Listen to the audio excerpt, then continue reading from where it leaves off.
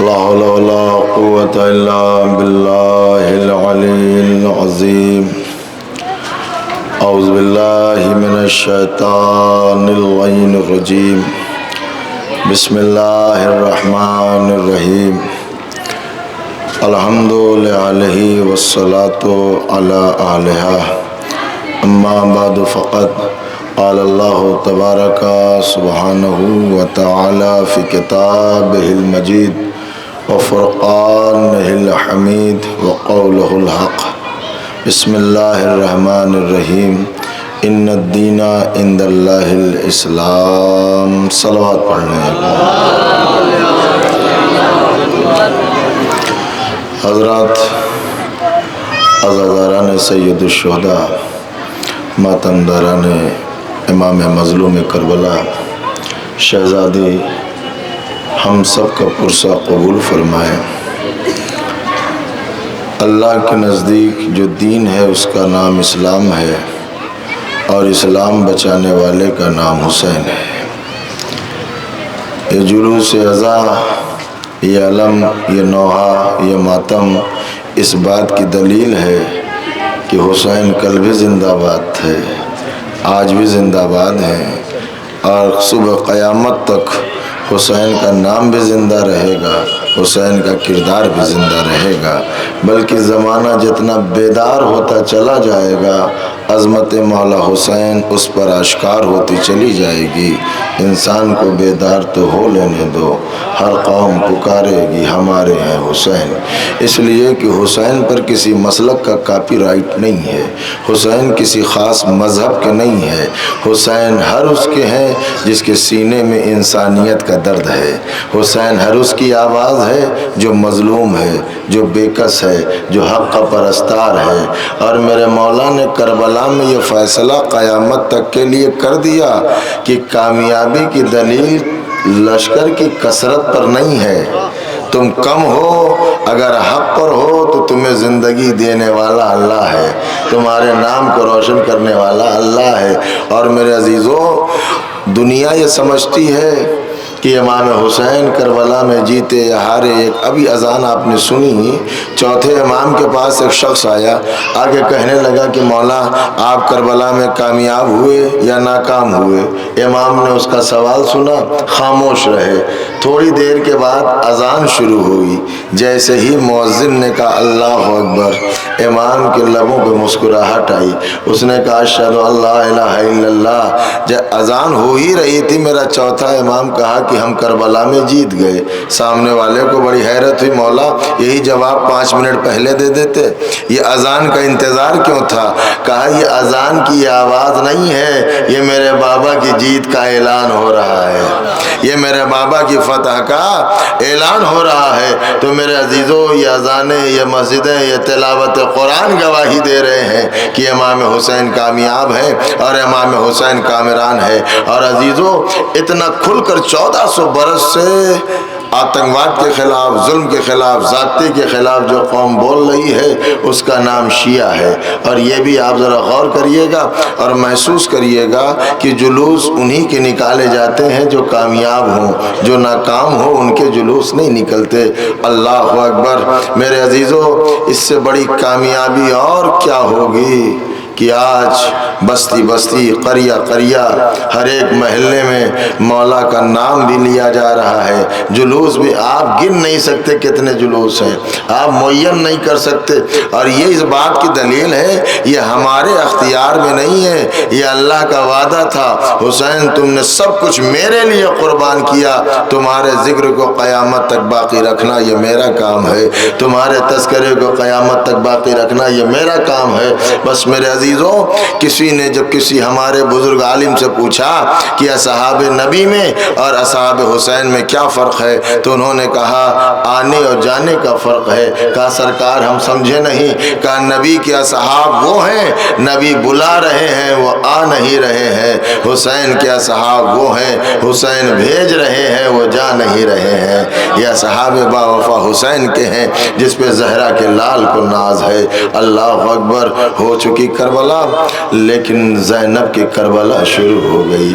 عزاداروں آپ پرسہ دینے کے لیے آئے ہیں، آپ محسوس کریے کل عاشور کا دن گزر گیا، اجڑ گیا زہرا کا گھرانہ، لیلا تو موجود ہیں اکبر نہیں ہے، فروا موجود ہیں قاسم نہیں ہے۔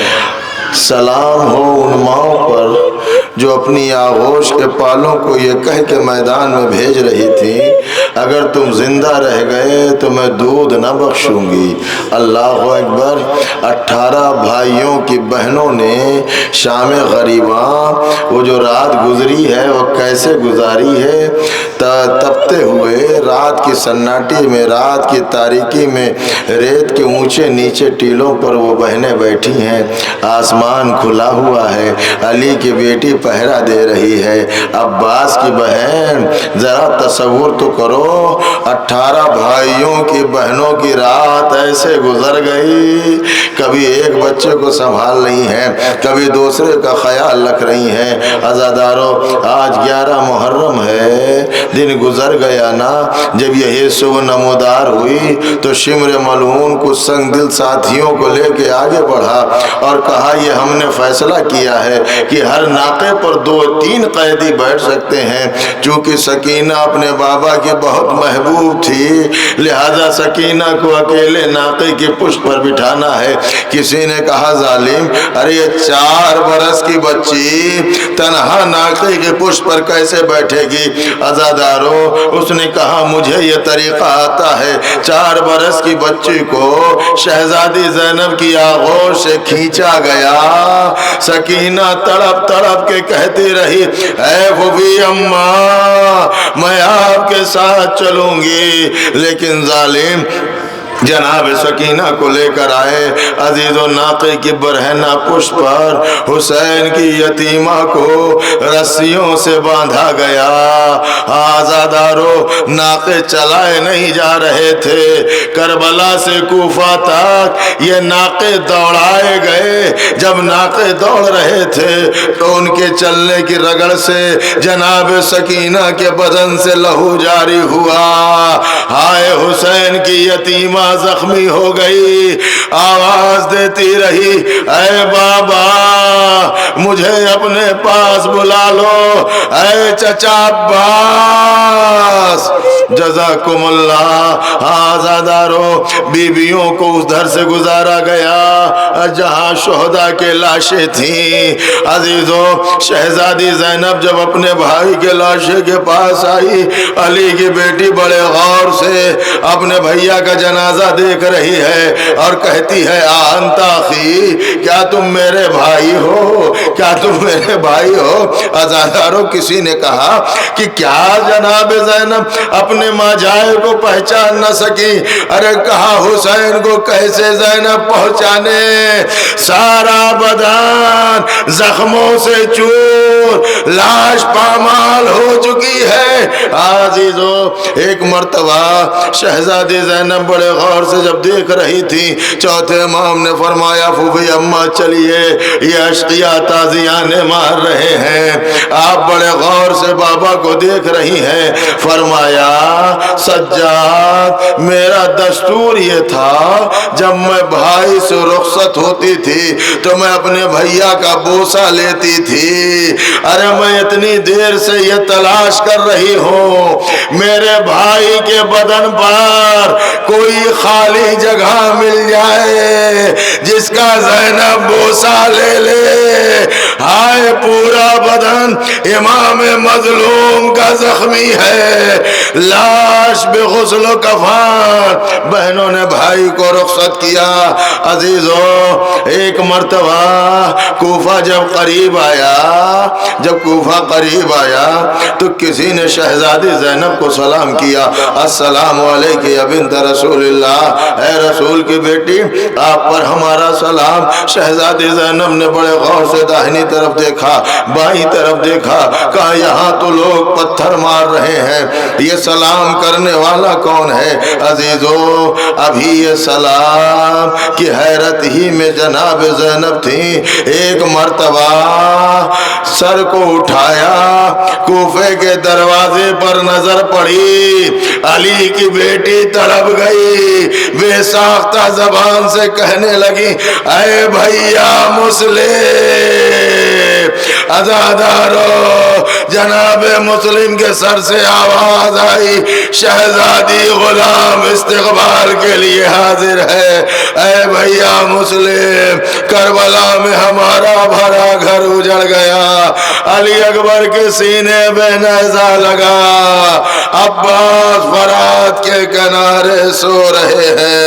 اے بھیا، یہ اہل حرم کا قافلہ، وہ سکینہ، وہ نو کے نیزہ پر بھائی کا وَسَيَعْلَمُ الَّذِينَ ظَلَمُوا ماتم حسین۔